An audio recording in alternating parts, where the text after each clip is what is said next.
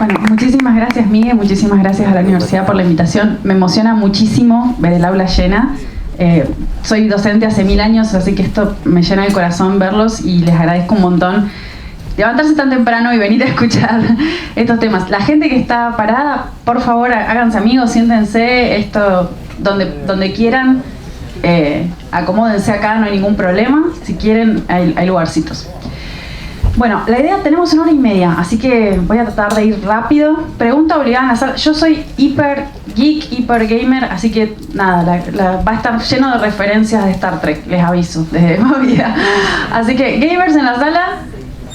Bien. Bueno, la idea es hablar un poco del metaverso, ¿no? Que esto es como una palabra de moda que el año pasado explotó y vamos a ir viendo un poquito por qué. Esta ilustración, también la idea también es hablar de inteligencia artificial generativa, de si las máquinas pueden crear arte como una provocación artística, qué es la creatividad. Y esta ilustración que ven acá, ¿qué piensan? ¿Humano o máquina? ¿Quién la hizo? A ver, máquinas, humanos, la hizo una máquina. Esto es Midjourney. La gente que por ahí está metido en esto y sabe o que está trabajando con Midjourney. Y son ilustraciones que las podemos hacer en muy poco tiempo. Entonces también esto nos plantea cómo es el futuro de la creatividad, el futuro de las profesiones, cómo vamos a trabajar. La máquina va a funcionar, las inteligencias artificiales van a funcionar como una herramienta o vamos a poder pensar en ellas como autores o atribuirles creatividad. Vamos a empezar por el principio. ¿Cuántas veces escuchamos el año pasado, esto sobre todo la gente que por ahí es la escuela de negocios o la gente que está en marketing, estamos haciendo un metaverso, ¿no? De repente todo el mundo estaba en el metaverso. O estamos construyendo un metaverso. Yo trabajo mucho con videojuegos, entonces de repente todo el mundo era como la palabra de moda. No, estamos haciendo esto, venía a consultarte, porque queremos hacer un metaverso. Y como que hay que retroceder un poquito, porque claramente cuando se puso la palabra de moda, todo el mundo quería estar en esto. Entonces empezamos a ver cómo las marcas, también esto es algo un poco fascinante, porque si uno piensa en, quizás para ustedes está como más naturalizado, pero antes uno pensaba en las marcas de lujo como algo súper separado de la esfera de videojuegos, o sea, nada que ver con videojuegos. Y hoy vemos que es una cuestión bastante común que Louis Vuitton, Balenciaga, Gucci estén haciendo colaboraciones en distintos videojuegos. Entonces, ¿por qué pasa esto, no? Y empezamos a ver cómo Gucci pasa de hacer una tentativa, porque aparte no parece el mercado propio, estamos hablando de marcas que los productos salen miles y miles de dólares. Entonces, ¿qué tiene que ver esto con los gamers? Gucci empieza con una tentativa armando un espacio, un pop-up en Roblox, y después eso se transforma en una ciudad, ¿sí? Una ciudad permanente dentro del videojuego de Roblox. Vemos también cosas que están relacionadas con el metaverso, pero que no sabemos si son o no el metaverso, que son los NFTs. ¿Quiénes saben qué son NFTs? Bien, muchos. ¿Quiénes tienen NFTs? Bien, ahí vamos. Bien, ¿quiénes son totalmente escépticos sobre los NFTs? Poquito, bien. La idea es que estos non-fungible tokens lo que hacen de alguna forma es crear un poco de escasez artificial, porque si sabemos algo de los bienes digitales es que, y sobre todo los argentinos que descargan y piratean todo, esto me hago cargo de mi país, que se pueden duplicar muy fácil, ¿sí? Y sin costo. Entonces, ¿por qué estamos tratando de que los bienes digitales, que por esencia son duplicables, crear un token no fungible para que supuestamente no se pueda copiar o no existan dos originales? ¿Sí? Que esto es un debate como mucho más largo de decir si el hecho de estar dentro de un token lo hace único o no, o simplemente lo que hace es conferir de alguna forma una certificación de originalidad. Pero bueno, Nike también, Budweiser empezaron a decir, estamos entrando en el metaverso, asimilando metaverso con te vendo unas NFTs, que el problema es, ¿qué hago con esa NFT después? O sea, vamos a hablar del tema de la interoperabilidad. Y esto no es solamente las marcas que dicen tenemos esta voracidad de entrar en el metaverso, ¿qué es el metaverso? Sino también que empezamos a ver que los países, esto es un informe del Foro Económico Mundial, los países también empiezan a tener interés, los gobiernos, en el metaverso y en cómo digamos, hacer este salto desde las estructuras de la burocracia actual a pensar en estructuras o atención al público o brindar servicios de gobierno a través del metaverso. Algo que también lo charlábamos en la charla de ayer es que vemos que hay mucha coincidencia de que los países que por ahí están atravesando crisis económicas, ustedes si tienen amigos argentinos saben que en Argentina cripto es enorme, pero porque eso es parte del problema económico que tenemos. Entonces la gente se ha volcado muchísimo a cripto como una solución para lo que el sistema financiero y la economía formal no nos da. Entonces hay como una coincidencia entre la expectativa o el interés en el metaverso con determinados problemas en determinados países. Y después vemos países que están haciendo una inversión súper fuerte. Corea del Sur es un país hipertecnológico. Me tocó por suerte dar 2 charlas para distintas áreas del gobierno de Corea y están haciendo como una apuesta muy en serio y muy importante. De hecho, es el gobierno que está liderando las apuestas, digamos, desde lo público al metaverso, en crear de alguna forma espacios donde la gente pueda interactuar y pueda hacer los trámites que debería hacer o que necesita hacer dentro del metaverso. Mi pregunta un poco es, porque ahora podemos hablar qué es esto del metaverso, pero mi pregunta es, ¿cómo esto sería diferente de un sitio web? O sea, ¿por qué necesitaríamos ir a una oficina virtual en 3D, hacer un trámite, cuando quizás lo podemos resolver con un llamado telefónico o entrando en un sitio web? Lo interesante de estos proyectos es que están tratando de abrirse al mundo. Entonces de repente un festival tradicional dentro de Corea del Sur, que es este Festival de las Linternas, lo que van a hacer es, a partir de 2023, no solo van a tener el festival físicamente, sino que van a tener una réplica digital. ¿Sí? Esto de que muchas veces se habla de los digital twins, esto de tener un fenómeno, un mellizo digital. Y la idea es que eso permita como abrir puertas del turismo, es decir, bueno, la gente que tiene la suerte de viajar y poder presenciarlo físicamente irá, y la gente que no puede tener una experiencia similar, un poquito parecida, dentro de una realidad virtual que copia ese festival. Ayer también hablamos, hay museos que están como planeando y mostrando obras. Por ejemplo, hay un museo en VR que está mostrando obras que han sido robadas. Entonces las obras que desaparecieron se pueden ver en ese museo. Hay proyectos de urbanización que lo que están tratando es de recuperar lo que se va perdiendo. Entonces mapean las ciudades para generar versiones históricas de esas ciudades, ¿sí? o reconstruir las versiones que fueron destruidas.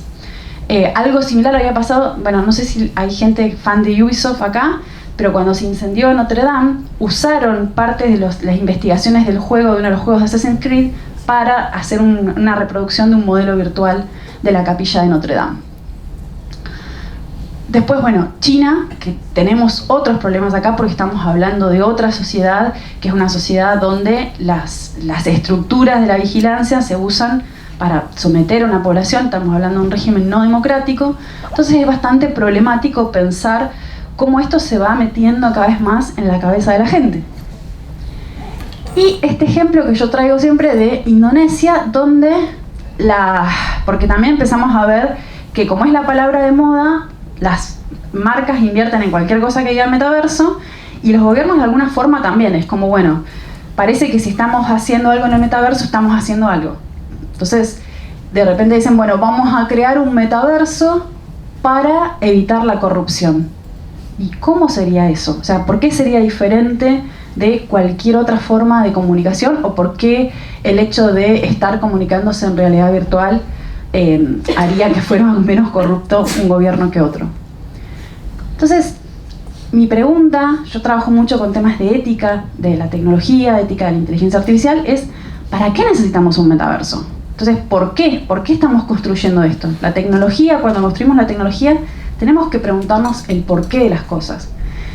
Y por eso es como fundamentalmente pensar ¿para qué necesitamos un metaverso y por qué vamos a evolucionar hacia esto? ¿Sí? si ya tenemos un internet que nos da respuestas en un montón de cosas, ¿por qué vamos a evolucionar hacia esto? Y que también, esto lo hablábamos un poco ayer, en internet hoy tenemos 1/3 de la población mundial que no está conectada a internet. Entonces estamos creando cada vez un modelo un poco más elitista, porque estamos hablando de un internet que ya hoy tiene algunas cosas solucionadas en temas de accesibilidad, pero estamos yendo hacia un lugar donde, por ejemplo, va a ser mucho más fuerte la impronta visual y la impronta de movilidad en computación espacial. Entonces el hecho de tener que moverse en 3D en el metaverso. Entonces, ¿por qué estamos como dejando de lado algo que funciona y tratando de buscar o abrir estos nuevos espacios? Entonces la pregunta es, ¿por qué todo el mundo quiere estar en el metaverso? Plata, ¿sí? Dinero. Empezamos a ver los distintos informes de las distintas consultoras y uno de ellos, el proyecto, digamos la proyección, es que la inversión en el metaverso es de, o sea, el mercado proyectado para el metaverso es de 800 billones de dólares. Entonces hay 800 billones de razones para que las marcas, los gobiernos quieran estar en esto. Y de ahí un poco es mi conclusión de que el metaverso es como una evolución del capitalismo, ¿sí? Entonces nosotros ya hoy compramos y vivimos en una sociedad donde compramos bienes tangibles, tenemos, no sé, ropa, remeras, libros, cosas que podemos tocar, pero eso tiene un límite de la producción, tiene un límite del desecho. Saben, por ejemplo, que la moda, o sea, hay gente que esté metida en moda circular acá, ¿no? Esto de comprar y digamos la ropa, recircularla. Entonces la moda es una de las industrias más contaminantes. Y también el tema del espacio, la gente se empieza a dar cuenta, sobre todo en las grandes ciudades, de que cuando compro cosas no tengo lugar y termino asfixiado con las cosas. Pero bueno, en el metaverso siempre hay lugar. Entonces la acumulación puede seguir por el lado de los bienes digitales. Entonces, vamos a empezar un poquito por el principio. ¿Qué es esto del metaverso y de dónde viene? A mí me gusta, como, sobre todo ustedes que son mucho más jóvenes, como refrescar los orígenes desde la cultura pop. Parece que esto del metaverso es algo nuevo, pero en realidad este es un concepto que tiene más de 30 años. Y la primera vez que lo vemos es en un libro de un autor de ciencia ficción fantástico, que es una persona brillante porque no solo, digamos, escribe sobre ciencia ficción, sino que todos sus libros tienen mucho de sociología, tienen mucho de, por ejemplo, matemática, criptografía. De hecho, hay otro libro que por ahí no es tan conocido, digamos, ahora, pero que es el Cryptonomicon, donde es un libro maravilloso donde él, de alguna forma, proyecta o predice la llegada de las criptomonedas, ¿sí? Entonces es casi como la Biblia de la gente de la parte de cripto. Y del metaverso tenemos Snow Crash, un libro de 1992 en el cual el protagonista, el libro transcurre mucho en la realidad, entre comillas, o sea, en realidad tangible, pero el protagonista cruza y se mete en un mundo virtual en el cual es muy parecido a lo que vemos hoy de los mundos virtuales y lo llaman el metaverso. Entonces durante muchos años, y esto era como en Silicon Valley, muchas de las ideas que se tomaban se buscaban de este libro, ¿sí? Y de este autor. Se lo busca mucho por eso, porque era como la proyección hacia adelante que tenía. Igualmente no es un libro que tenga un final feliz, o sea, y no es un libro, o sea, cuando hablamos de metaverso es un libro hiper distópico. O sea, ¿alguien jugó Cyberpunk 2077? Bien. Bueno, los que han jugado el juego, los que conocen digamos, lo que es el género de Cyberpunk, esto de corporaciones dominando el mundo. Entonces, en el libro vemos que los países dejan de existir y existen franquicias. Entonces vos vivís en la franquicia de Nueva Italia, que está gobernada por la mafia. Entonces es como una cosa un poco muy extrema, pero hasta cierto punto es lo que vemos hoy con un montón de empresas dominando determinados espacios de internet. Esto súper viejo, pero es un clásico, Star Trek The Next Generation. Ahora es el momento donde yo pregunto si alguien vio esto y nadie levanta la mano y nos sentía gracias, porque si no me sentía muy muy vieja. Pero bueno, en Star Trek The Next Generation tenían esta especie de lo que se llamaban holodecks, que eran unas habitaciones donde esto transcurría todo en una nave, en el espacio, y tenían una habitación que permitía a través de realidad virtual recrear lo que fuera ahí adentro. Lo interesante de ese espacio era que no solo veíamos cosas, sino que eran tangibles. Entonces de repente era, bueno, queremos recrear, no sé, este pueblo de Irlanda y crear agentes artificiales que interactúen con nosotros. Imagínense, están parados en el espacio, en Voyager durante, no sé, décadas. Entonces, bueno, empiezan a generar estos espacios virtuales e interactuar con estas personas virtuales. Matrix, otro clásico donde se planteaba mucho lo que es desde la filosofía la teoría de la simulación. Si vivimos, ¿escucharon hablar de la teoría de la simulación? Si vivimos o no en una simulación. Bueno, los antecedentes filosóficos vienen de mucho más atrás y Matrix hace un muy buen trabajo como resumiendo esos antecedentes. Entonces es cómo percibimos la realidad, si estamos viviendo en una simulación, que hay muchos filósofos que se debaten el tema de si estamos o no viviendo en una simulación, y los incentivos económicos para tenernos de alguna forma entretenidos. No es spoiler porque es una película muy vieja, pero si se acuerdan o si no la han visto, en Matrix de repente el personaje protagonista principal vivía en lo que consideraba su vida real y de repente le dan algo que lo hace despertarse y darse cuenta que en realidad su cuerpo estaba conectado a una máquina y su mente estaba viviendo en una simulación. De alguna forma podemos como trazar un paralelismo y pensar que es un poco la adicción que tenemos hoy en la pantalla, que de alguna forma nosotros vivimos dando nuestra atención, que es como la moneda de cambio en las economías digitales, o sea, cómo se mueve Internet, quién paga por Internet. Entonces nosotros con Internet pagamos con nuestros datos y pagamos con nuestra atención. Entonces parte de eso es un poquito la analogía con el hecho de estar conectados a las máquinas. Más cerca. Bueno. ¿Se escucha? No. ¿Se escucha? Sí. ¿Sí? Un poquito más cerca. Parece que no se escucha. ¿Se escucha así igual? Si no...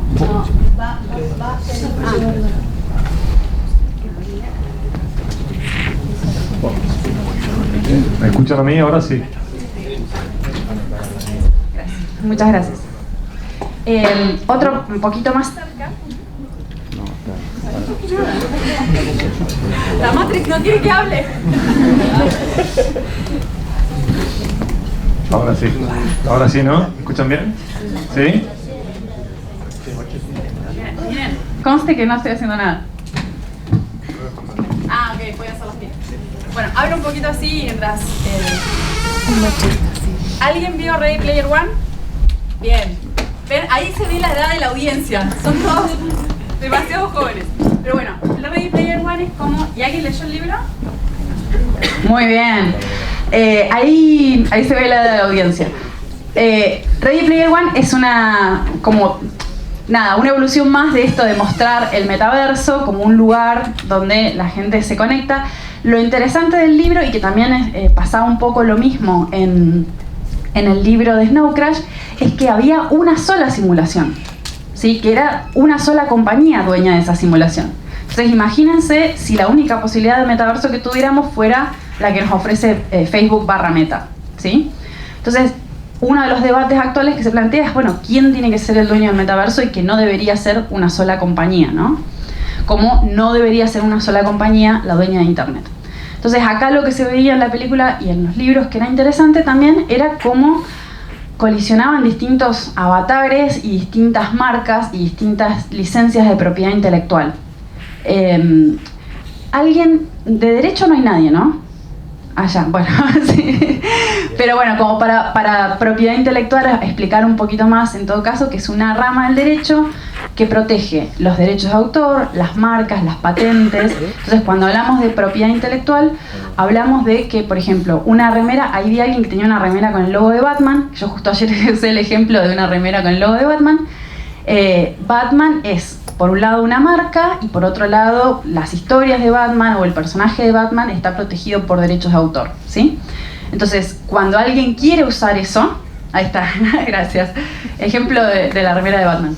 Cuando alguien quiere usar eso, necesita tener una licencia o necesita tener un contrato de alguna forma que lo autorice a poder usar eso.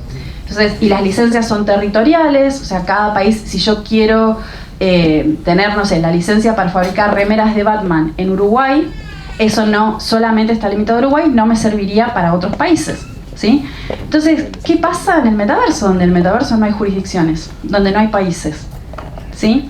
Entonces, el equivalente sería, y por eso empezamos a ver problemas, que si yo te doy la licencia, pensémoslo por ejemplo en Fortnite, yo te doy la licencia para que uses el skin de Ariana Grande en Fortnite, pero ese skin que vos supuestamente compraste, no te lo podés llevar a otro juego, ¿sí? Queda condensado en ese mundo.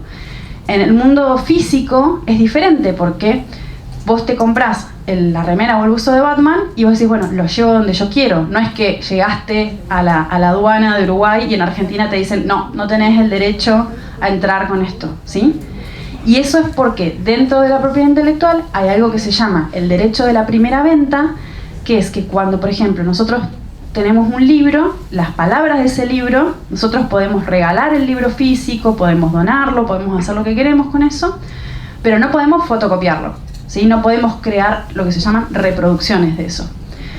Entonces, esas reglas del mundo físico que a nosotros nos permitirían revender ese buzo, donarlo, lo que fuera, no rigen en el mundo virtual. Entonces, de repente, nuestros bienes virtuales, si hay como una discusión súper grande dentro del derecho, ¿qué pasa con nuestros bienes virtuales? Entonces, vos te encontrás con que tu libro físico, vos podés hacer cosas que con un libro digital no podés hacer. Entonces, vos no podrías vender, no sé, los libros que tenés en tu Kindle, porque unos se rigen por relaciones de dominio, que es lo que se llaman derechos reales, y otros por relaciones vinculadas a contratos y licencias de la propiedad intelectual.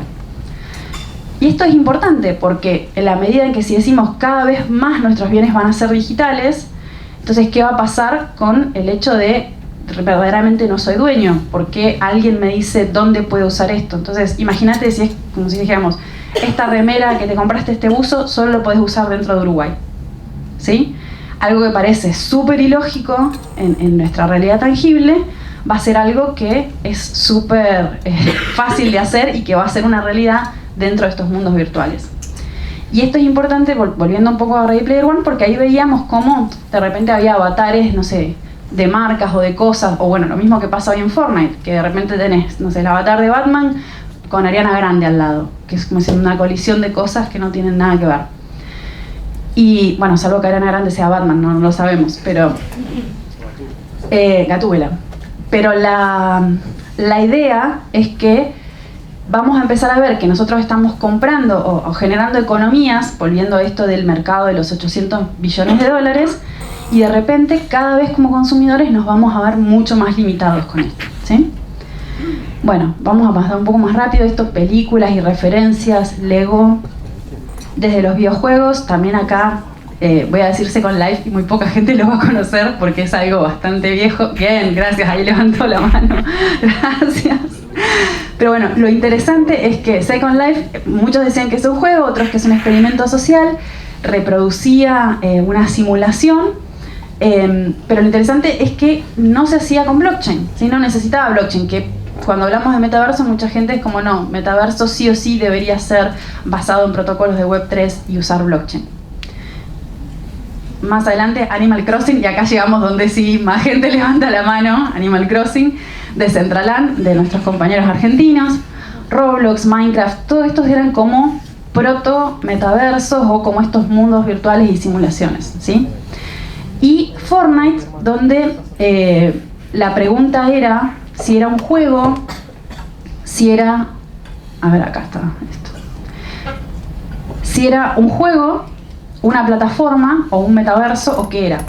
Porque Fortnite empezó siendo un juego, pero de repente empezamos a ver que se estrenaban películas, que había conciertos, y la persona detrás de Fortnite es Tim Sweeney, que es el CEO de Epic, y digamos, su apuesta por el metaverso venía de mucho antes, es una persona que venía como pensando en serio, o sea, trabajando desde las arquitecturas que podían acompañar esto, y cuando le preguntaban qué era Fortnite, él decía, bueno, pregúntame en un año de nuevo. ¿Qué dicen? ¿Es un juego? ¿Es una plataforma? Porque empezamos a ver que las redes sociales tomaban elementos de gamificación que se copiaban de los videojuegos, y los videojuegos a su vez empezaban a funcionar como una red social, ¿sí? Donde vos ya no solo era, bueno, te juntabas a hacer lo que fuera que proponía ese videojuego, sino que empezabas a crear otros lazos u otras reuniones. Durante la pandemia, la gente que no es gamer era como, bueno, los videojuegos, nada, es otro mundo. Durante la pandemia empezamos a ver cómo los videojuegos empezaron a mantener a la gente como unida y a conectar, ¿sí? No sé, yo siempre cuento con mis amigas, el jugar es una excusa. Nosotros jugamos Dead by Daylight, pero es más el hecho de que te juntás a charlar un rato y el juego se transforma en una excusa o en algo secundario. Entonces empezamos a ver cómo los juegos o los videojuegos empiezan a funcionar como espacios sociales. Y esto ayer también nos reíamos porque empezábamos, bueno, en abril del 2021, o sea, si empezamos con la cronología del metaverso, era, bueno, la palabra se crea en el 92, venía todo tranquilo, medio pancho. En el 2021, Epic, que venía tranquilito con su apuesta del metaverso, pum, salta la noticia que había conseguido $1 billón para fundar su visión del metaverso.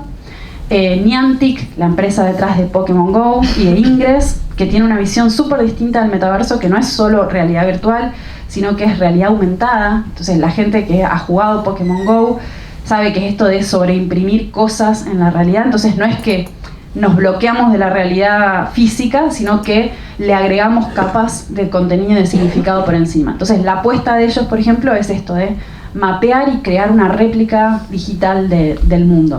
Entonces también había levantado 300 millones para su apuesta del metaverso, que es interesante. Esto, bueno, yo hablando con gente de Niantic, la visión que ellos tienen y que baja desde el CEO es esto de que el metaverso de Meta es una visión hiperdistópica, que es una pesadilla. Entonces lo que tenemos que hacer es no desconectarnos de la realidad, sino mejorar la realidad.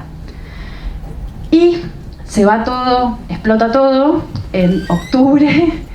Facebook, que no quiere apropiarse del metaverso, pero después pasa a llamarse Meta, o sea, es muy gracioso que digan esto, sale con su anuncio de que la compañía se va a renombrar, y ya había como un rumor, porque decían, estamos pensando en Facebook, el próximo paso de la evolución es que sea una Metaverse Company, hablando de esto de Internet como una embodied Internet, o sea, como una evolución de Internet.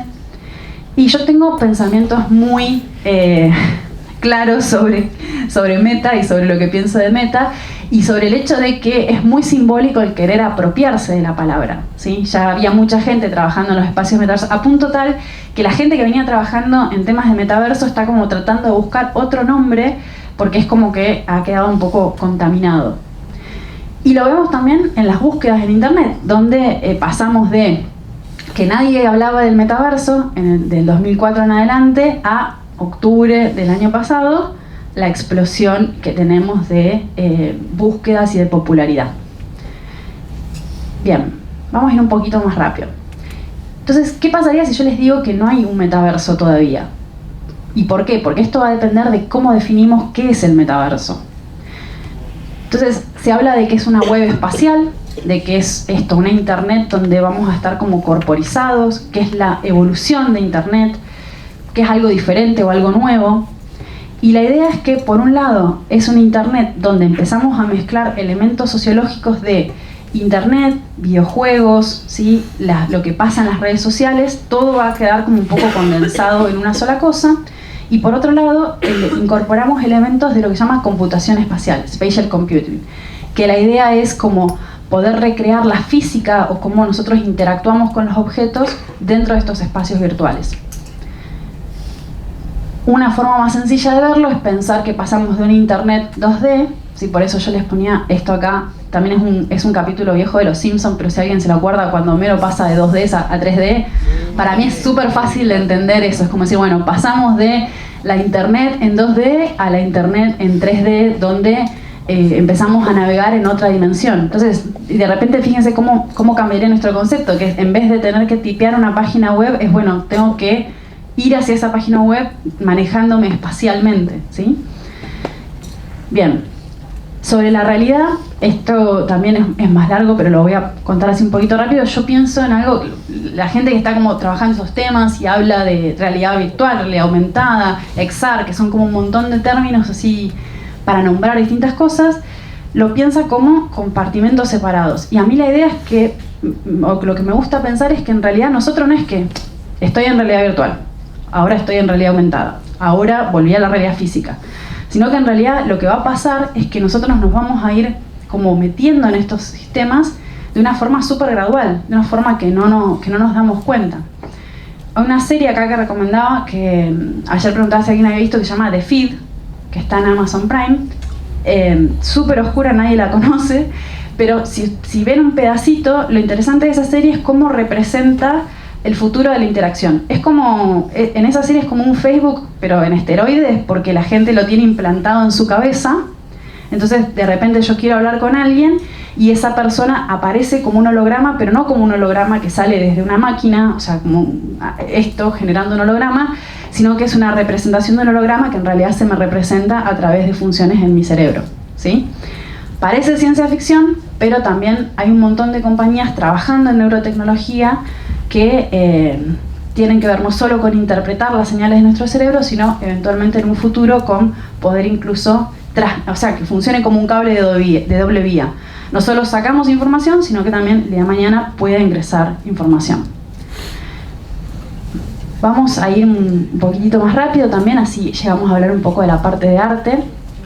Pero bueno, en el metaverso, sobre todo, si hay gente de Web3 acá o que esté metida en los movimientos de Web3, más o menos, las dos tensiones fundamentales que tenemos es, por un lado, estamos hablando desde Web3 de decir, bueno, tenemos hoy una internet que la rompimos, ¿sí? De alguna forma se había creado como una tecnología descentralizada, la idea era que el conocimiento estuviera accesible y abierto para todos, y de repente, no sé, 30, 40 años para adelante, nos encontramos que son 5 compañías dominando el paisaje de internet. ¿Cómo llegamos a esto? O sea, ¿cómo volvemos de esto aparte? Y una economía de internet en la cual nosotros tenemos muchos servicios que son gratuitos, entre comillas, pero que en realidad su generación está como mucho más abierta y más avispada en esto, lo pagamos con atención y con datos. Y empezamos a ver cosas tremendas como no sé si alguien escuchó los informes sobre Instagram de cómo estaban las imágenes y la influencia que tenía Instagram en la psique de mujeres jóvenes, ¿sí? Cómo esto empezaba a modificar los parámetros corporales o cómo empezaba a generar ansiedad y depresión por el hecho de que estás todo el tiempo bombardeado por imágenes de lo que se consideraría la norma o lo que debería ser. Y que a pesar de toda esa información, de hecho hubo una persona que se llama Frances Haugen que ella trabajaba para Facebook y salió a públicamente contar lo que estaba pasando, que es la figura de lo que se llama un whistleblower en Estados Unidos, para frenar, porque Facebook estaba tratando de hacer un producto, un Instagram para menores de 13 años. Entonces ella decía, tenemos todos estos problemas y le vamos a agregar ahora un Instagram para menores de 13 años. Entonces empezamos a ver esto, y por qué centralización versus descentralización. Porque la gente que viene del lado Web3 y hablando de un internet de alguna forma basada en blockchain, dice no, nosotros lo que queremos hacer es como reclamar esa internet que ya teníamos y transformarla en una tecnología descentralizada donde nadie pueda ser dueño de tus datos, donde vos seas dueño de las cosas, volviendo a esto de que tu remera de Batman te la puedas llevar por todos lados dentro de internet. Y lo interesante es que, por otro lado, empezamos a ver, no sé, la gente que está en cripto, ¿hay? Gente que está en cripto, bien. Empezamos a ver que hubo un montón de estafas, un montón de hackeos, y la gente empezó como a reclamar, no, pero necesitamos a alguien que esté como, nada, es como si alguien roba el banco, bueno, hay seguros, hay estructuras que te dan seguridad, pero si pasa algo con cripto, no hay redes de contención. Entonces empezamos como a generar nuevos intermediarios en esta internet. O es muy difícil acceder muchas veces a cripto por los conocimientos técnicos que hay que tener, o porque, nada, es una inversión de tiempo entender un montón de estas arquitecturas. Y hay empresas, compañías, los exchanges que empezaron a aparecer, que lo que hacen es como, bueno, bajar la barrera del conocimiento. Entonces yo te ayudo a que vos puedas ingresar a este ecosistema, pero me pongo como un intermediario. Entonces empiezan a acumular poder. Entonces pasamos de pensar esta internet de pares, descentralizada, a volver a crear intermediarios que el día de mañana pueden concentrar poder. ¿Ustedes saben cómo empezó Google? ¿No? ¿O cómo empezó Amazon? Que hoy es enorme. Amazon empezó en un garage vendiendo libros. La idea era un sitio web que vendiera libros. Entonces, ¿cómo pasamos de eso a hoy? ¿No? A este gigante. Entonces, cuando uno dice, bueno, es un exchange, lo único que hace es esto. Bueno, Google y Amazon hace años eran solamente un sitio que vendían libros o solamente un sitio que te ordenaba la información. Entonces nosotros no podemos saber hasta dónde van a llegar las consecuencias. La idea es que hoy Internet está fragmentada, entonces empezamos a ver lo que se llama dentro del ecosistema de gobernanza de Internet, esto es la fragmentación, que es, estamos en el ecosistema de Google y de repente ayer yo daba el ejemplo de ustedes buscan algo en el buscador y antes el buscador te direccionaba, no sé, al sitio de donde estaba un cine. ¿Sí? Vos decías, bueno, quiero saber en qué horario están dando esta película. Entonces vos buscabas, te daba ese link, cliqueabas en el link y te ibas al sitio del cine. Hoy fíjense cómo los resultados son cada vez más contextuales. Entonces depende de dónde vos estás, te va a dar resultados que supuestamente son más relevantes para vos. Y te va a mostrar los resultados del cine directamente en la primera página de búsqueda. Entonces nosotros, pensando sobre la tecnología, mira, esto es súper cómodo, más sencillo. Pero en realidad, si empezamos a excavar un poquito más profundo, le está quitando atención y tráfico a la página del cine, porque vos seguís en este ecosistema de Google, ¿sí? O cuando empezamos a ver que vos empezás a ver los videos dentro de las plataformas. Entonces, en vez de, antes había un video y el link te llevaba a YouTube, y ahora crearon algún player que te permite ver ese video dentro de la plataforma sin que vos te vayas. ¿Por qué? Porque la economía de Internet, volvemos a decir, es la economía de la atención, ¿sí? De estar pegado a la pantalla y poder mostrarte avisos o poder extraer información para después venderte cosas. Entonces, también esto, la gente habla de metaversos. Y puede ser, ¿cuál es la diferencia entre un metaverso y un mundo virtual? Porque hasta ahora lo que tenemos son mundos virtuales, ¿sí? O sea, ¿cuál sería la diferencia o la característica que hace que algo sea un metaverso y no un mundo virtual? Pues si vos empezás a ver las definiciones de, no sé, lo que está haciendo Roblox o lo que está haciendo Minecraft, no dejan de ser mundos virtuales, ¿sí? ¿Cómo sería en esencia diferente eso de World of Warcraft o Second Life? Entonces la idea es que si vamos a hablar de un metaverso, el metaverso serían como muchos mundos virtuales conectados donde yo podría pasar, yo con todas mis cosas, de uno a otro, con mi identidad, con mis objetos, con todo eso. Entonces empezamos a pensar en el metaverso como una arquitectura que conecta distintos portales o distintos mundos, ¿sí? La idea entonces es, como hoy Internet tiene sitios web, el metaverso como arquitectura mañana podría tener distintos metaversos, ¿sí? Pero a mí me gusta decir que no quiero que el metaverso sea la secuela de Internet, una mala secuela de Internet, porque tenemos un montón de problemas que no resolvimos, o sea, la toxicidad que hay en redes sociales, la fragmentación, la polarización, o sea, hay un problema súper grande de la radicalización, como la gente empieza viendo videos inocentes en YouTube y termina súper radicalizado. Esto en Estados Unidos es fuertísimo, ¿sí? En posiciones de extrema derecha. Entonces las empresas están súper... Tengo otro meme, el de Distracted Boyfriend también, que me olvidé de ponérselos, pero es como las empresas están todas mirando el metaverso y acá tenemos todos los problemas que no resolvimos todavía, ¿sí?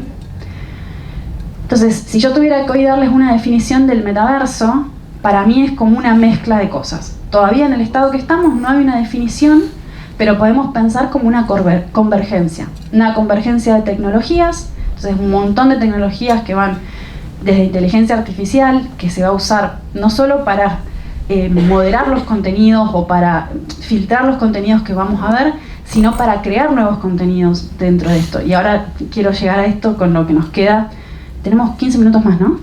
Para hablar de inteligencia artificial generativa. Entonces, el metaverso por ahora es como este concepto que es una mezcla de cosas. Y a esa mezcla de cosas van a venir cada uno con su regulación, ¿sí? Entonces vamos a tener derechos del consumidor, propiedad intelectual y distintas áreas que van a tratar de regular el metaverso. El problema de la ética es que nosotros no tenemos que seguir distraídos. Entonces, mientras nosotros seguimos mirando memes en Internet, se siguen llevando nuestros datos, o sea, seguimos como ajenos a determinados problemas de lo que decíamos recién de la toxicidad. Entonces, ¿cómo vamos a hacer para crear modelos de negocios nuevos en el metaverso que no se basen en esto? ¿Cómo no repetir esta economía de, bueno, te doy servicios o qué lindo tenés acá tu casita en este mundo virtual, pero a la par mientras estoy sacando información sobre quién sos, cómo vivís y cómo venderte mejores productos, ¿sí? Entonces, también otro problema es quién va a controlar el metaverso. Porque cuando veíamos los antecedentes esto de los libros y las películas, era como, bueno, una empresa que de alguna forma era como, bueno, una empresa benevolente, una empresa buena, que controlaba el metaverso de una forma justa, pero sigue siendo una entidad centralizada. Y sabemos que esa centralización lleva a tener muchísimo poder, ¿sí? De hecho, ¿saben que uno de los primeros logos de Google era Don't Be Evil? O sea, el moto de la compañía, el lema de la compañía era no seas malo, básicamente. ¿Sí? Que después lo cambiaron por obvias razones, pero nosotros no podemos seguir confiando en que una sola compañía tenga la llave de tanto poder. Entonces empezamos a pensar, bueno, en el metaverso como internet y que nosotros estamos como humanidad esquivando las balas que cada vez nos pasan más cerquita. ¿Cómo vamos a financiar esto? O sea, ¿quién paga el metaverso? Entonces tenemos modelos basados en recolección de datos, que es seguir lo que se llama el capitalismo de la vigilancia. Y esto de, bueno, tengo servicios, tengo email gratuito, tengo videos, todo esto, pero el cambio es este. Modelos basados en la creatividad, entonces hay muchos, y bueno, Minecraft sobre todo esto sacó un comunicado hace poquito hablando de que el metaverso tiene que ser este lugar donde todos podamos crear en pie de igualdad.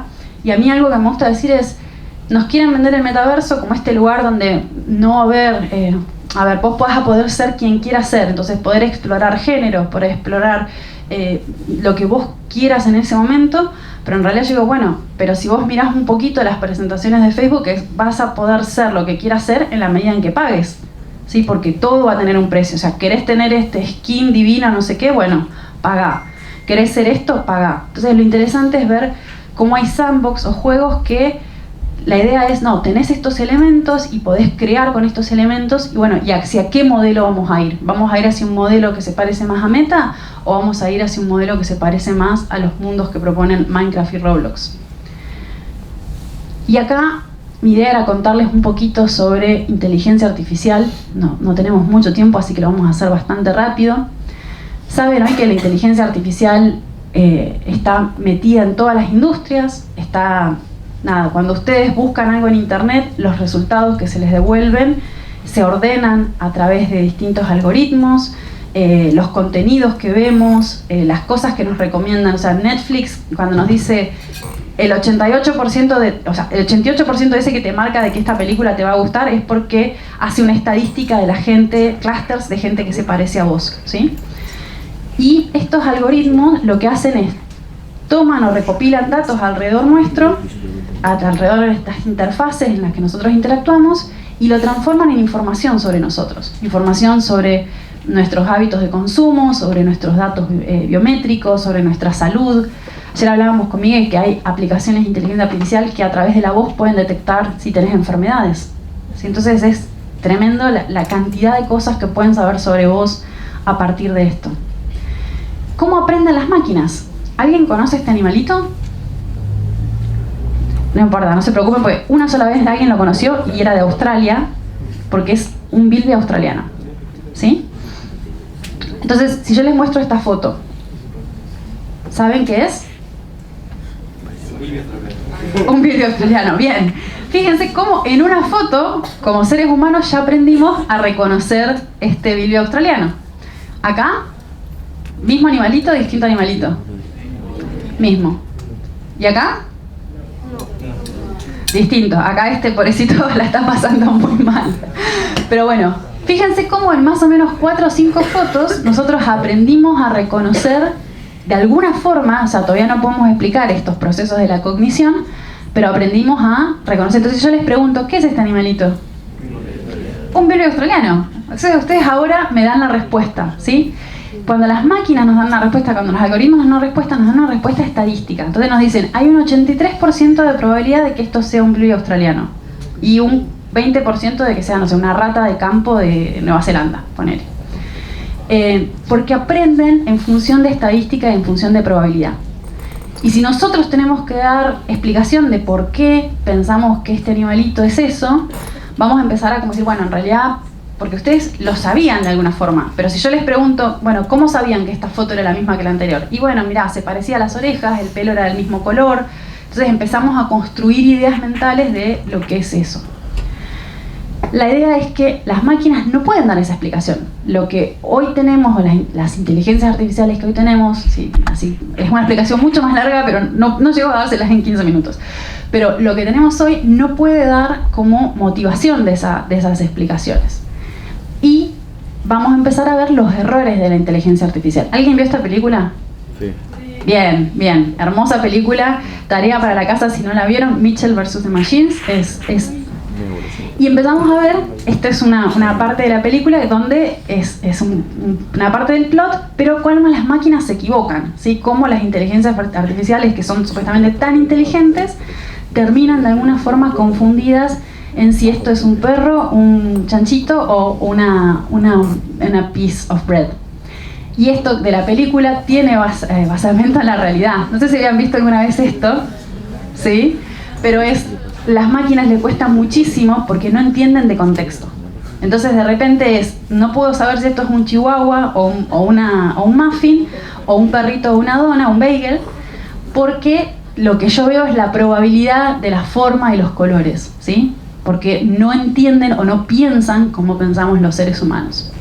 Y todo esto lleva a que haya problemas éticos con la inteligencia artificial, que son larguísimos y súper depresivos, como para arrancar el cuatrimestre, chicos, se los debo.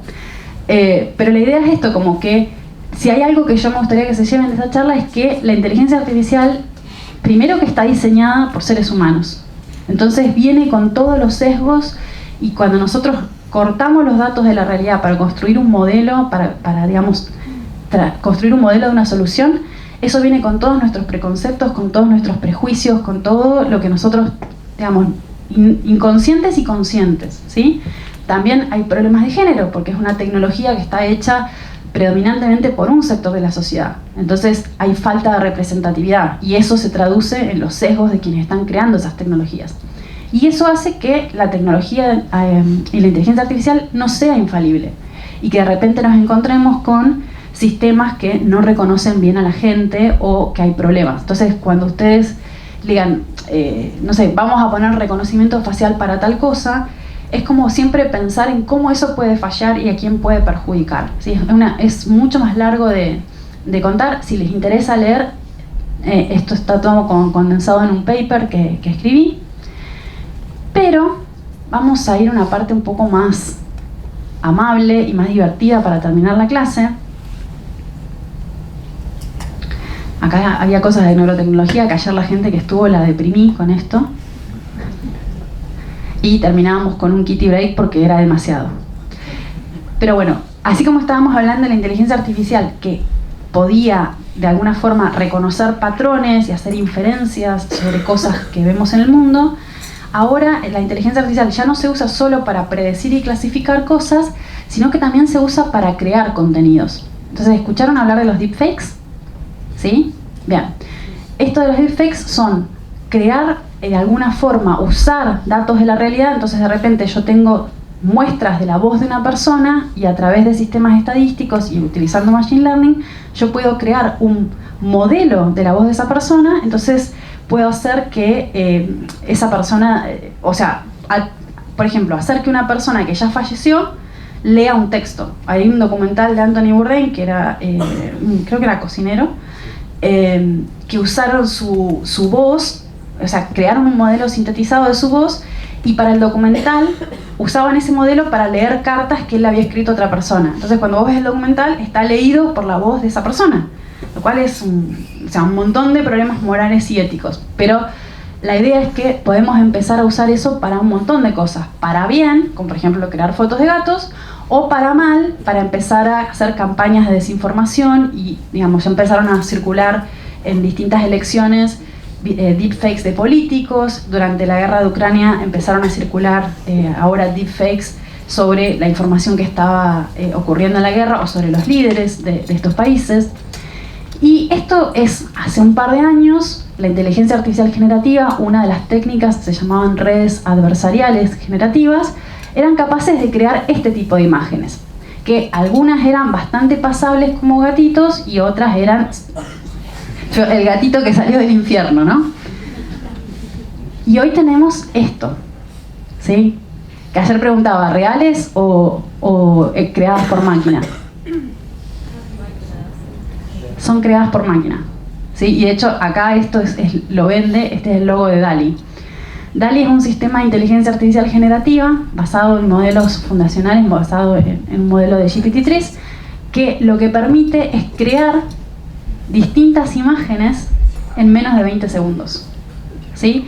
Se llaman modelos de texto a imagen. Entonces yo lo que escribo es un prompt, una oración, una sentencia donde describo lo que yo quiero lograr, en qué estilo lo quiero lograr, y DALL-E lo transforma en una imagen. Entonces de repente un prompt de un gato astronauta hiperrealista a una ilustración en estilo digital con paleta de colores violetas y rosas, y genera estas dos imágenes.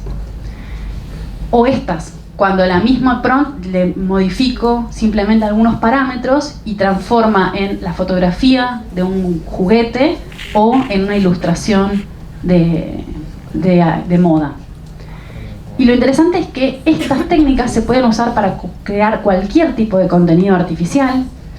Esto era una arquitectura que era una red, que como les decía son dos redes compitiendo entre sí, que una les suministra información real y la otra aprende a generar información falsa, entonces aprende a crear imágenes de gatitos, y una segunda red lo que hace es discriminar si esa imagen es real o si esa imagen es falsa. Entonces, así como ustedes aprendieron hace un ratito del Bilby australiano, esta red va aprendiendo cuándo una imagen es real y cuándo una imagen es falsa, y se van volviendo las dos cada vez mejores, ¿sí?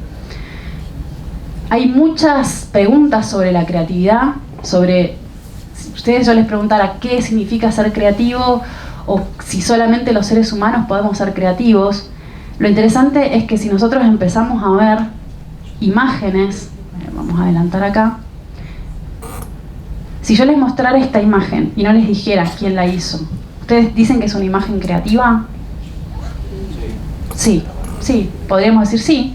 Podemos pensar que es una imagen que la hizo un ser humano. Y lo interesante de estos sistemas es que podemos tener como todo un debate filosófico de si las computadoras pueden crear arte o no, pero ¿escucharon hablar del test de Turing? ¿Sí? Esto de que si yo puedo engañar a un ser humano a través de hacerle creer, digamos, si la máquina puede engañar a un ser humano a través de hacerle creer que es otro ser humano con el que está hablando. Bueno, una de las cosas que yo, en el libro que decía Miguel, yo estuve escribiendo es, quizás necesitamos algo parecido para el arte. Porque, ¿qué pasa cuando nosotros escuchamos una canción y no sabemos si la compuso una inteligencia artificial o un ser humano? Sí, así como está el test de Turing para la inteligencia, por ahí tendríamos que tener algo parecido al test de Turing para la creatividad. Porque de repente nosotros no sabemos ya quién creó esta imagen, entonces quizás es de alguna forma necesario seguirse preguntando quién es el autor de algo, o si las máquinas pueden ser creativas, cuando en realidad lo que tendríamos que pensar es si los productos de esas máquinas son algo creativo. O sea, la diferencia es no pensar en términos de sujetos, sino pensar en términos de producto. ¿Y por qué se conecta esto con el metaverso? Y con el tema de la vigilancia. Porque vieron cuando hablábamos esto de que toda la información que pueden saber a partir de nosotros, a partir de sensores, a partir de cómo navegamos en internet. Bueno, imagínense cómo va a ser esto cuando la información se extraiga de cosas que están súper pegadas a tu cuerpo.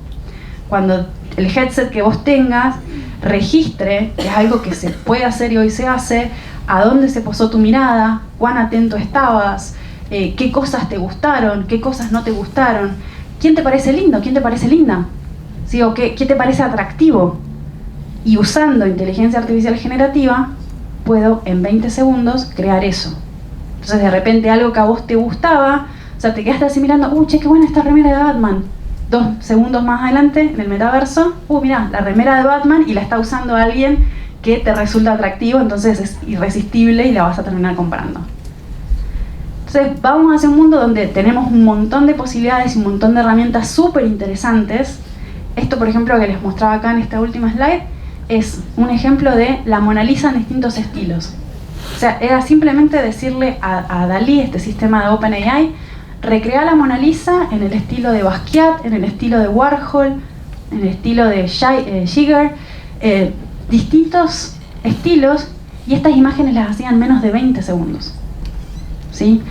Sé que es muy difícil y que es como mucha información para meter en 1 hora y media, pero si hay algo que es como condensar esto, o el hilo conductor de estas cosas, es, por un lado, nos están hablando del metaverso como la evolución de Internet. Los problemas de Internet es que hoy en Internet nuestra economía se basa en la vigilancia, ¿sí? En conocer a quiénes somos para vendernos cosas. Y por otro lado tenemos todos estos sistemas que ponen en jaque qué es la creatividad, cuál va a ser el rol de los artistas en el futuro, si esto va a ser simplemente vamos a ser curadores de este arte o vamos a seguir siendo autores, o dónde va a quedar la creatividad de los seres humanos en esto, y cómo esto va a influenciar en el dominio público. El día de mañana, si yo quiero crear algo, ¿cómo voy a crear algo nuevo cuando DALL-E ya lo creó antes? Entonces todo lo que yo creo va a estar en infracción de derechos de autor de estas máquinas. Entonces hay problemas grandes que se vienen. Y lo interesante de esto es cómo se conectan. Entonces de repente cuando hablamos del metaverso, estamos hablando de inteligencia artificial con sesgos, y estamos hablando también de inteligencia artificial que te conoce y que puede crear este tipo de cosas, ¿sí? Así que bueno, muchas gracias y perdón por dejarles como una sensación un poquito amarga.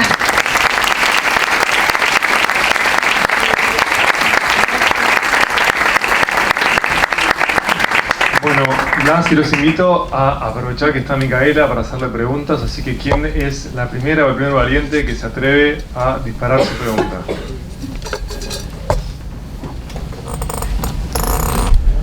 No sean tímidos. Vale, preguntas de Star Trek también.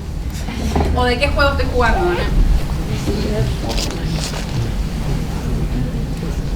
Los profes pueden participar también. Sí. Ayer también hablabas más en específico de los centros culturales que hoy están Sí.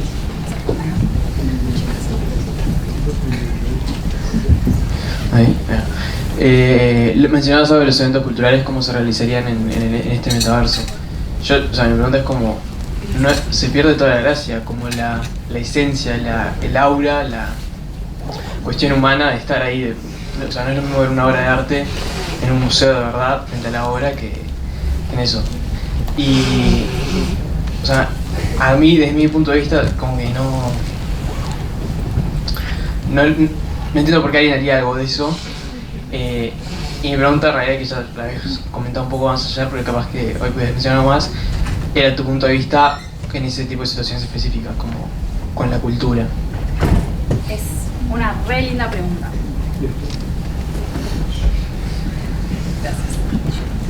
Gracias. Es una re linda pregunta porque ayer, después de la charla, terminábamos hablando un poco de cuáles son las características que nos definen como seres humanos, qué es lo que nos emociona, qué es lo que nos motiva, y coincido en que la sensación de estar frente a una obra de arte, hace poco tuve la suerte de estar en el museo, en Harvard hay un museo de arte que tiene obras originales de Rodin, de Van Gogh, y el hecho de poder ver eso, primero es como una sensación de que vos estás viendo historia, ¿no? Y que estás viendo a un fragmento de no solo la habilidad de una persona, sino de su estética, de su enfoque. Y a mí algo que me pasa con el tema de la creatividad y que empiezo a pensar es que estos sistemas de alguna forma son muy hábiles en aprender esto, aprender estilos, en mostrarnos imágenes fantásticas. La primera que les mostré es otro sistema que es Midjourney, ¿no? Volvamos a esa. Son imágenes que se pueden crear que son fabulosas, pero en algún punto van a empezar, y esto pasaba mucho en Artbreeder, se empiezan a parecer las unas con las otras. Y entonces esto pasa de qué es lo que nosotros consideramos arte, ¿no? ¿Qué es lo que nosotros vamos a... Esperen que se las voy a poner así más rápido. ¿Qué es lo que nosotros consideramos arte y dónde queda el rol de lo humano en esto? Porque si de repente esto, o sea, no podemos negar que es una ilustración que podría parecer humana, pero esto está aprendido de los seres humanos, de que de alguna forma estos sistemas tomaron esa creatividad. Es también una cuestión de sistemas imperfectos, ¿no? Porque algo de lo que se habla en los temas de VR es de la high fidelity, que hoy todos los sistemas que tenemos de acceder a la realidad aumentada o a las pantallas de realidad virtual son sistemas imperfectos, que de alguna forma no pueden suplir la fidelidad de imagen, sonido y sensaciones que tenemos en el mundo tangible y en el mundo físico. Pero es un problema de tecnología, es un problema de degradación en un punto, y volvemos a lo de la Matrix y el sistema de la simulación. O sea, si vos no supieras que estás en una simulación y estás viendo ese... O sea, de repente te pusimos el headset mientras estabas dormido y te despertás y decimos, sí, llegaste al museo. Y de repente lo ves y eso te transmite las mismas sensaciones porque tiene la misma fidelidad que la realidad tangible que hoy tenemos.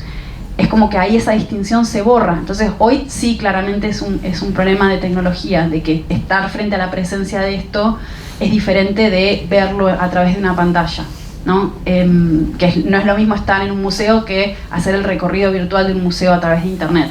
Por un lado también abre el acceso, entonces hablas de la democratización y no del privilegio de acceso a determinados lugares, ¿no? Que te permite como acceder.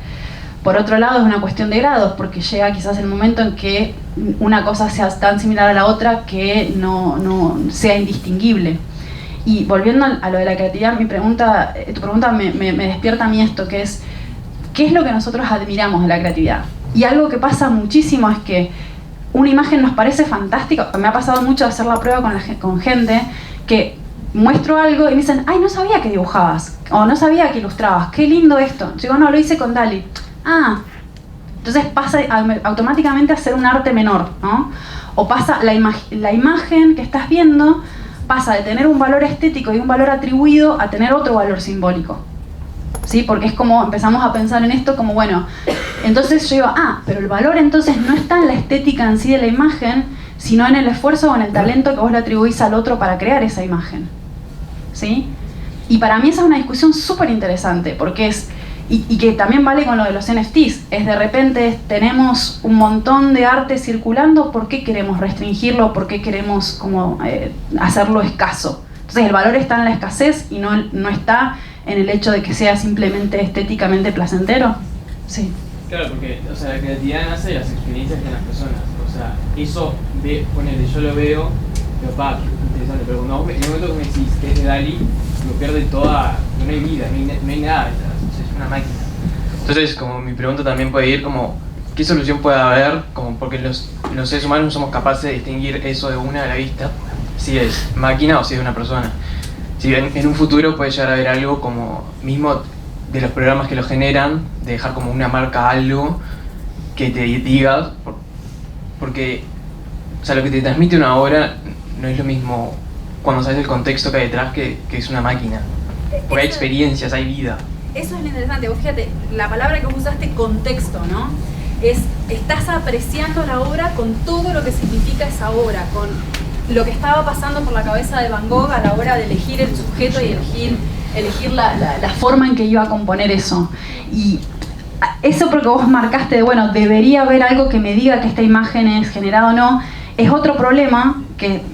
Bueno, si leen el paper ese, o por lo menos si lo miran un poquito por arriba, el que escribe se llama No soy un robot.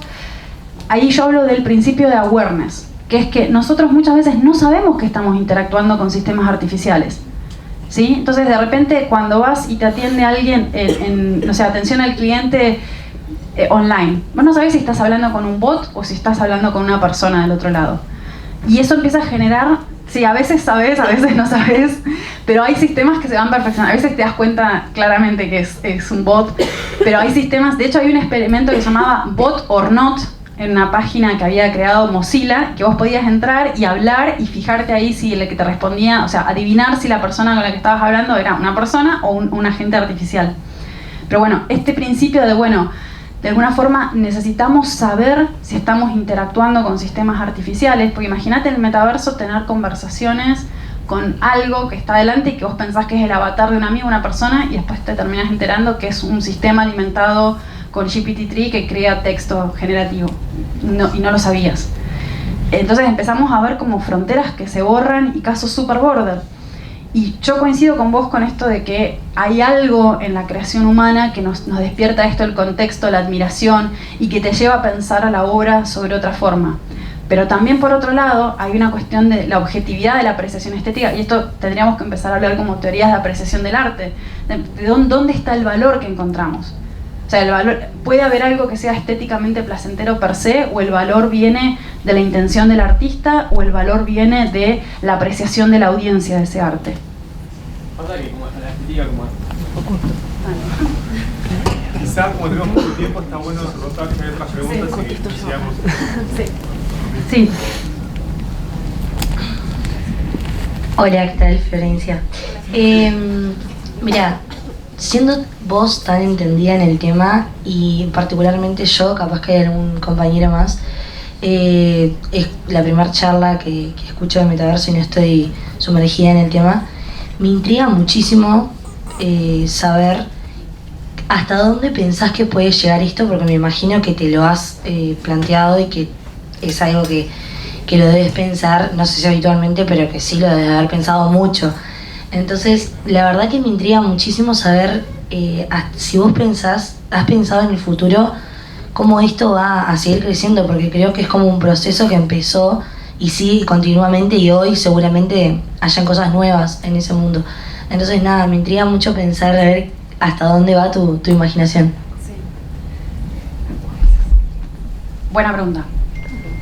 Para mí, esto del metaverso venía como siguiendo una línea, esto que les mostraba de, bueno, había inversiones, había empresas que ya venían trabajando, o sea, con engines de videojuegos que hoy se usan para crear seres humanos digitales. Entonces era algo que se usaba, una tecnología que se usaba para videojuegos, pero que también se va a usar en el metaverso. Y el anuncio de Meta como que rompió todo.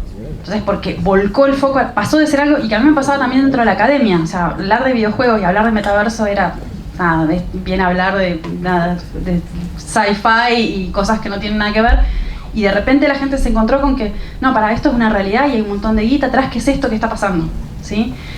Y entonces eso como que aceleró a la opinión pública, y te digo que en un punto a mí me parece bueno porque como que nos vamos a volcar a pensar todos estos problemas desde ahora, porque ayer un poco lo hablábamos con otros profesores de que el momento de intervenir es ahora, ¿sí? Así como Internet empezó con buenas intenciones y gente predispuesta a donar esa tecnología para los seres humanos, para que, digamos, las patentes o el rédito económico que podrían haber sacado de eso, de alguna forma se puso a disposición para que tuviéramos ese acceso universal al conocimiento, y que hoy terminó de alguna forma desvirtuado en un montón de aspectos. Esto puede ser el peor aparato de vigilancia que se construyó en la historia de la civilización. Y no hablamos acá de neurotecnología, no hablamos de esto de, bueno, cómo estas inferencias y este uso de la inteligencia artificial puede intervenir en nuestra autonomía de pensamiento. O sea, preguntaba si había alguien de derecho, porque una de las cosas principales es que vos no te pueden castigar por tus pensamientos, sino que son solamente tus acciones, ¿no? más allá de la tentativa. Pero el tema es eso, ¿qué pasa cuando esa línea se empieza a borrar? ¿Y qué pasa cuando estas tecnologías se usan en regímenes dictatoriales o gobiernos totalitarios? Entonces, todos esos escenarios distópicos que nos presentaba la ciencia ficción se empiezan a hacer un poco reales. Entonces a veces me dicen, no, vos sos demasiado pesimista o mostrás la versión pesimista. En realidad yo quiero levantar las alarmas de que no podemos confiar en que las empresas van a querer lo mejor para nosotros. Ya pasó y eso se rompió. Volvemos al moto de no, don't be evil. Bueno, fíjense cómo terminamos. Entonces, esto es una tecnología que puede ser impresionante, que nos puede permitir un desarrollo de la imaginación. Ayer hablábamos de una sociedad post-escasez. O sea, y volviendo un poquito al principio de la charla, es maravilloso si lo digital no tiene casi costos asociados. O sea, los costos son ínfimos en relación a los costos de lo que sale desarrollar algo tangible. ¿Por qué tendríamos que, no sé, por qué la casa en el metaverso que no tiene, volviendo al tema del esfuerzo, la apreciación en contexto, la casa en el metaverso que tiene diseño o lo que fuera, pero que no tiene el costo físico de hacer una casa, sale $400.000? ¿Sí? Entonces ¿qué modelo de metaverso vamos a querer? ¿Y hasta dónde va a llegar? Ahora esto es incipiente, pero es inexorable. Entonces es el momento de intervenir ahora y de hacernos todas estas preguntas es ahora. y no dejárselo a, bueno, esto es algo que están construyendo en el norte, que son unas empresas, sino que cada vez empezar como a abrir un poco más los ojos y conectar los puntos de estas tecnologías, porque después terminamos siendo nosotros las que lo sufrimos, ¿sí? Última pregunta.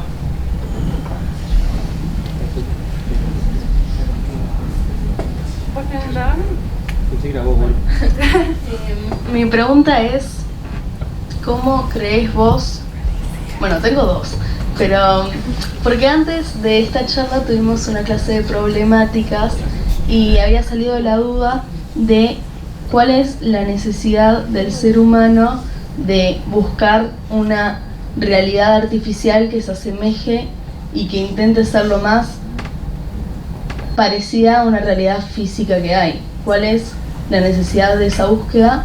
Y también mi otra pregunta es, ¿qué impacto en la vida cotidiana podría tener el metaverso?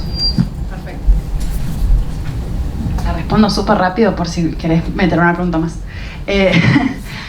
Ayer justo lo hablábamos, esto de que justamente, una frase bastante parecida, pero con la posibilidad de poder crear lo que fuera, no tomar en cuenta las reglas de la física, crear físicas diferentes, crear, no sé, los que jugaron Stray ahora, el hecho de poder estar embodiment en un animal que no soy yo, experimentar otras formas de corporalización. ¿Por qué elegimos copiar la realidad? Y eso para mí también es una gran pregunta, así que me parece que es un sesgo muy humano, y es con esa realidad que copiamos, aparte transportamos todas las inequidades y todas las desigualdades de esa realidad a un plano que no debería por sí tenerla.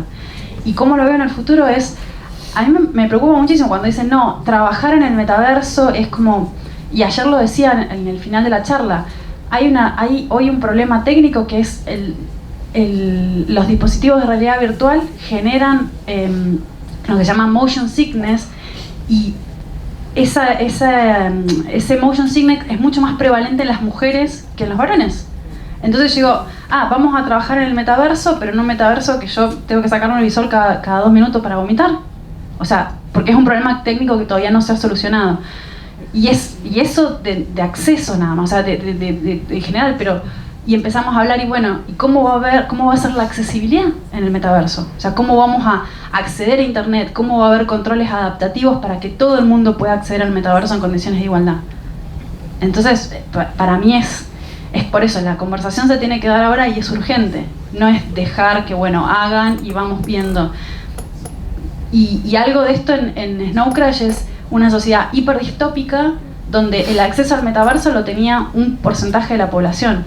Entonces lo interesante también es ver ahora cómo las compañías están diciendo, bueno, lo quiero bajar como un modelo que supuestamente accedan a todos, pero empezamos a ver los mismos problemas del acceso a internet, que en determinados lugares tu acceso a internet iba a ser solo a través, por ejemplo, de portales proveídos por Facebook.